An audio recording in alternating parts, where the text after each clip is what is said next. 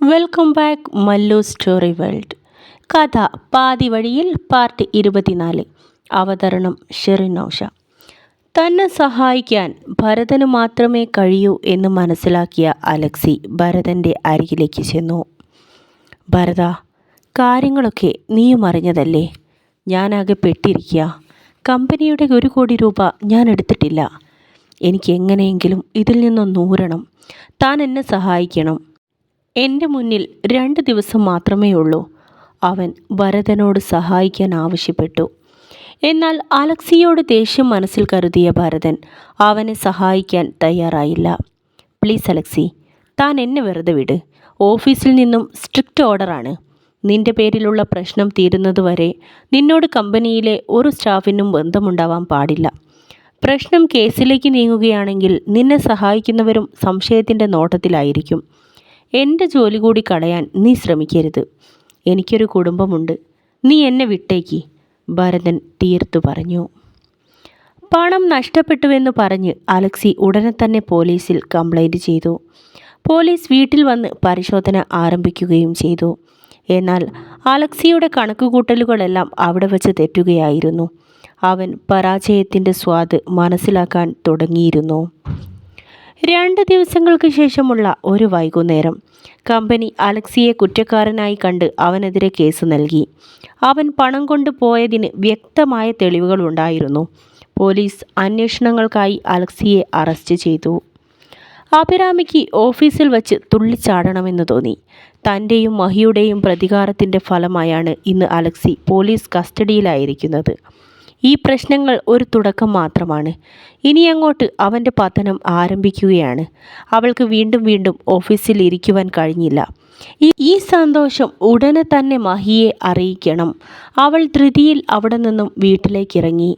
സന്തോഷത്തോടെ വീട്ടിലേക്ക് വന്നെത്തിയ അഭിരാമിക്ക് നിരാശയായിരുന്നു ഫലം.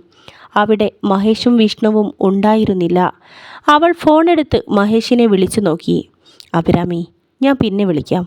ഞാനൊരു സ്ഥലം വരെ പോവാണ്. അവൻ എന്തോ തിരക്കിലാണെന്ന് അഭിരാമിക്ക് മനസ്സിലായി. ഓക്കെ മഹി, ഞാൻ വീട്ടിലുണ്ടാവും.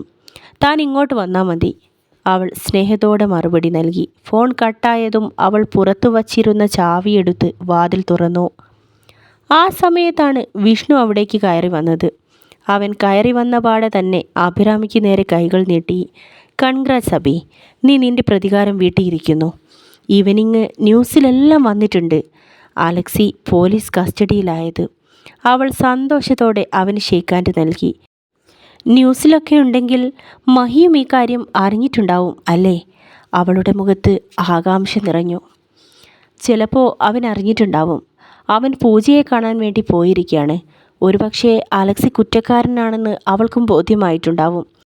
ഡിവോഴ്സ് വേണമെന്ന് പറയാൻ വേണ്ടിയാണോ അതോ വീണ്ടും ഒരവസരം കൂടി തരണമെന്ന് പറയാൻ വേണ്ടിയാണോ പൂജ അവനെ വിളിച്ചിരിക്കുന്നത് എന്നറിയില്ല. വിഷ്ണുവിൻ്റെ വാക്കുകൾ കേട്ട അഭിരാമിയുടെ മുഖത്ത് നിരാശ പടർന്നു. അവൾ പതിയെ ഒന്നും പറയാതെ തൻ്റെ മുറിയിലേക്ക് നടന്നു. അറിയാതെയെങ്കിലും താൻ മഹിയെ സ്നേഹിച്ചിരുന്നുവെന്ന് അവൾക്ക് തോന്നി. ഇനി അവൻ തന്നിൽ നിന്നും അകന്നു പോകുമോ എന്നോർത്ത് അവൾക്ക് വല്ലാത്ത സങ്കടം വന്നു. മഹി, എനിക്ക് തെറ്റുപറ്റിയതാണ്. തനിക്ക് ഡിവോഴ്സ് പേപ്പർ അയച്ചു എന്നുള്ളത് സത്യം തന്നെ. പക്ഷേ ഇപ്പോൾ ഞാനതിൽ ഖേദിക്കുന്നു. അലക്സി ഇത്രയും വൃത്തികെട്ടവനാണെന്ന് ഞാൻ അറിഞ്ഞില്ല. എൻ്റെ വയറ്റിലെ കുഞ്ഞിനെ പോലും അവൻ കൊന്നുകളഞ്ഞു. നീ എൻ്റെ കൂടെ ഇല്ലാതിരുന്നപ്പോഴാണ് ഞാൻ നിൻ്റെ സ്നേഹം മനസ്സിലാക്കിയത്. എനിക്കിനിയും നീ ഇല്ലാതെ പറ്റില്ല മഹി. നിൻ്റെ കൂടെ വരാൻ ഞാൻ ആഗ്രഹിക്കുന്നുണ്ട്. പൂജ കണ്ണു നിറച്ചുകൊണ്ട് മഹേഷിൻ്റെ മുൻപിൽ നിന്നു. അവൻ്റെ മുഖം ദേഷ്യം കൊണ്ട് ചുവന്നു. ആ മുഖമടച്ച് ഒന്ന് പൊട്ടിക്കണമെന്ന് അവന് ആഗ്രഹമുണ്ടായിരുന്നു. പക്ഷേ അത് വേണ്ട. അവൾ പറഞ്ഞതെല്ലാം കേട്ടുകൊണ്ട് അവിടെ തന്നെ നിന്നു. മഹി, നീ എല്ലാം മറന്നോ? നിനക്ക് എന്തെല്ലാം സ്വപ്നങ്ങളുണ്ടായിരുന്നു. നമ്മളൊന്നിച്ച് ഒരു കുടുംബമായി കുഞ്ഞുങ്ങളൊക്കെയായി സന്തോഷമായി ജീവിക്കുന്ന ഒരുപാട് മോഹങ്ങൾ. അതെല്ലാം നീ മറന്നോ മഹി? അവൾ അവൻ്റെ മുഖത്തേക്ക് നോക്കി. അവൻ ദൂരത്തേക്ക് എങ്ങോട്ടോ മിഴിയും നട്ട് നിൽക്കുകയാണ്. മഹി, അവളുടെ ശബ്ദം ഒരു കരച്ചിലിൻ്റെ വക്കത്തെത്തിയിരുന്നു. താൻ എന്നോട് പൊറുക്കടാ. ഇനി ഒരിക്കലും ഞാൻ നിന്നോട് വിശ്വാസവഞ്ചന കാണിക്കില്ല. അവൾ പതിയെ അവൻ്റെ ദേഹത്തേക്ക് ചേർന്നു നിന്നു. മഹേഷിൻ്റെ ഉള്ളിൽ ആമർഷം നുരഞ്ഞു പൊങ്ങുകയായിരുന്നു. അവൻ പൂജയെ തൻ്റെ ദേഹത്തു നിന്നും തട്ടിയെറിഞ്ഞു. പൂജ, നീ നിന്റെ നില മറന്ന് പെരുമാറരുത്. നീ ഇന്നെൻ്റെ ആരുമല്ല. അന്യായ ഒരു സ്ത്രീ ഒരു പുരുഷനോട് ഇങ്ങനെയാണോ പെരുമാറേണ്ടത്? അവൻ്റെ ചൂണ്ടുവിരൽ അവളുടെ നേർക്കുയർന്നു. നീ ചെയ്ത കർമ്മത്തിൻ്റെ ഫലം അത് നീ തന്നെ അനുഭവിച്ചേ മതിയാകൂ. അതിലേക്ക് നീ എന്നെ കൂടെ പങ്കു ചേർക്കണ്ട. അവൻ താക്കീതോടെ അവളെ നോക്കി.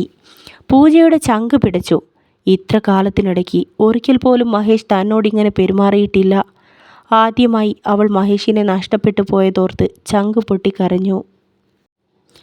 ഭരതൻ ഓഫീസ് കഴിഞ്ഞ് പുറത്തേക്കിറങ്ങി. ക്ലബിലും ബാറിലും ഒന്നും കയറരുതെന്നാണ് ഭാര്യയുടെ ഓർഡർ. അലക്സി കേസിൽപ്പെട്ടതോടെ തൻ്റെ പിന്നാലെയും അതിൻ്റെ വല്ല പ്രശ്നവും വരുമോ എന്ന് അവൾക്ക് പേടിയുണ്ട്.